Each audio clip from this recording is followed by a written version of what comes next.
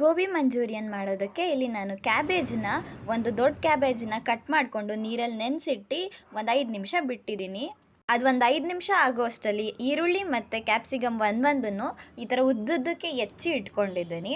ಅದಾದಮೇಲೆ ಈಗ 5 ನಿಮಿಷ ಆದಮೇಲೆ ಇಲ್ಲಿರೋವಂಥ ನೀರನ್ನೆಲ್ಲ ತೆಗೆದಿಟ್ಕೊಂಡು ಡ್ರೈ ಮಾಡಿದ್ದೀನಿ. ಅದಾದಮೇಲೆ ಇದಕ್ಕೆ 1 ಕಪ್ ಮೈದಾ ಮತ್ತು 1 ಕಪ್ ಕಾರ್ನ್ಫ್ಲೋರ್ ಹಾಕಿಬಿಟ್ಟು ರುಚಿಗೆ ತಕ್ಕಷ್ಟು ಉಪ್ಪನ್ನು ಸೇರಿಸ್ಕೊಂಡಿದ್ದೀನಿ. ನಿಮ್ಗೆ ಎಷ್ಟು ಉಪ್ಪು ಬೇಕೋ ಅಷ್ಟನ್ನು ಆ್ಯಡ್ ಮಾಡಿಕೊಂಡು ಈಗ ಇದಕ್ಕೆ ಜಿಂಜರ್ ಗಾರ್ಲಿಕ್ ಪೇಸ್ಟನ್ನು 1 ಟೇಬಲ್ ಸ್ಪೂನ್ ಆ್ಯಡ್ ಮಾಡ್ಕೊತಾ ಇದ್ದೀನಿ. ಹೆಚ್ಚಾದರೂ ಏನು ಪರವಾಗಿಲ್ಲ.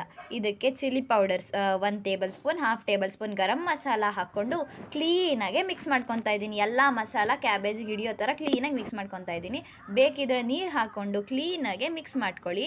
ಕನ್ಸಿಸ್ಟೆನ್ಸಿ ನೋಡಿ ಈ ಥರ ಇರಲಿ, ಅದು ಇನ್ನೂ ತೆಳ್ಳಗಾಗುತ್ತೆ. ಈಗ ಎಣ್ಣೆ ಬಿಸಿ ಆಗಿದೆ. ಬಿಸಿ ಆದಮೇಲೆ ಎಲ್ಲ ಗೋಬಿ ಮಂಚೂರಿಯನ್ನು ಒಂದೊಂದೇ ಹಾಕ್ಕೊಂಡು ಎಣ್ಣೆಯಲ್ಲಿ ಕ್ಲೀನಾಗಿ ಫ್ರೈ ಮಾಡ್ಕೊಬೇಕು.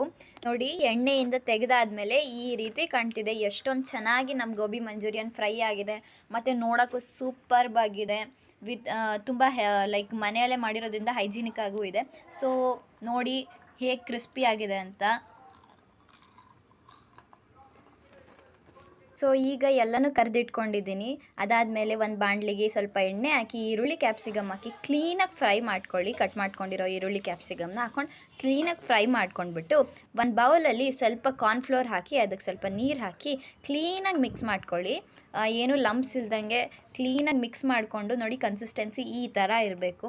ಈಗ ಈ ಕಾರ್ನ್ಫ್ಲೋರ್ ಮಿಕ್ಸ್ಚರ್ನ ಬನ್ನಿ ನಾವು ಈ ಮಾಡಿಟ್ಕೊಂಡಿರೋ ಈ ಫ್ರೈ ಮಾಡ್ತಿರೋ ಇದಕ್ಕೇ ಆ್ಯಡ್ ಮಾಡ್ಕೊಳ್ಳೋಣ. ಈ ರೀತಿ ಕ್ಲೀನಾಗಿ ಆ್ಯಡ್ ಮಾಡಿಕೊಂಡು ಕ್ಲೀನಾಗಿ ಕಂಟಿನ್ಯೂಸ್ ಆಗಿ ಮಿಕ್ಸ್ ಮಾಡಬೇಕು, ತಳ ಹಿಡಿಬಾರ್ದು. ಸೊ ಅದಕ್ಕೋಸ್ಕರ ಕ್ಲೀನಾಗಿ ಮಿಕ್ಸ್ ಮಾಡ್ಕೊಳ್ಳಿ.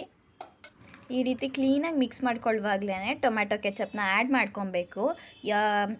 ಜಾಸ್ತಿ ಆದರೂ ಪರವಾಗಿಲ್ಲ, ತುಂಬ ಟೇಸ್ಟ್ ಕೊಡೋದೇ ಟೊಮ್ಯಾಟೊ ಕೆಚಪ್. ಸೊ ಆದಷ್ಟು ಹಾಕ್ಕೊಳ್ಳಿ. ಅದಾದಮೇಲೆ ಕ್ಲೀನಾಗಿ ಮಿಕ್ಸ್ ಮಾಡ್ಕೊಳ್ಳಿ. ನೋಡಿ ಈ ಥರ ಇರಲಿ, ಕನ್ಸಿಸ್ಟೆನ್ಸಿ ಈ ಥರ ಇರಲಿ. ಸೊ ಅದಾದಮೇಲೆ ರುಚಿಗೆ ತಕ್ಕಷ್ಟು ಉಪ್ಪು ಹಾಕ್ಕೊಳ್ಳಿ. ಬೇಕಿದ್ದರೆ ಸೋಯಾ ಸಾಸು ಮತ್ತು ಗ್ರೀನ್ ಚಿಲ್ಲಿ ಸಾಸ್ ಎಲ್ಲ ಹಾಕ್ಕೊಬೋದು. ಹಾಕ್ಕೊಳ್ದೇ ಇದ್ರೂ ತುಂಬ ಟೇಸ್ಟಿಯಾಗಿರುತ್ತೆ. ಹಾಕ್ಕೊಂಡ್ಬಿಟ್ಟು ಈಗ ಗೋಬಿ ಮಂಚೂರಿಯನ್ ಏನು ಫ್ರೈ ಮಾಡಿ ಇಟ್ಕೊಂಡಿದ್ದೀವಲ್ಲ ಅದನ್ನೆಲ್ಲನೂ ಟ್ರಾನ್ಸ್ಫರ್ ಮಾಡಿಕೊಂಡು ನೋಡಿ ಈ ಥರ ಕ್ಲೀನಾಗಿ ಮಿಕ್ಸ್ ಮಾಡ್ಕೊಳ್ಳಿ. ಮಾಡ್ಕೊಂಡಾದ್ಮೇಲೆ ನಮ್ಮ super delicious gobi manchurian ready.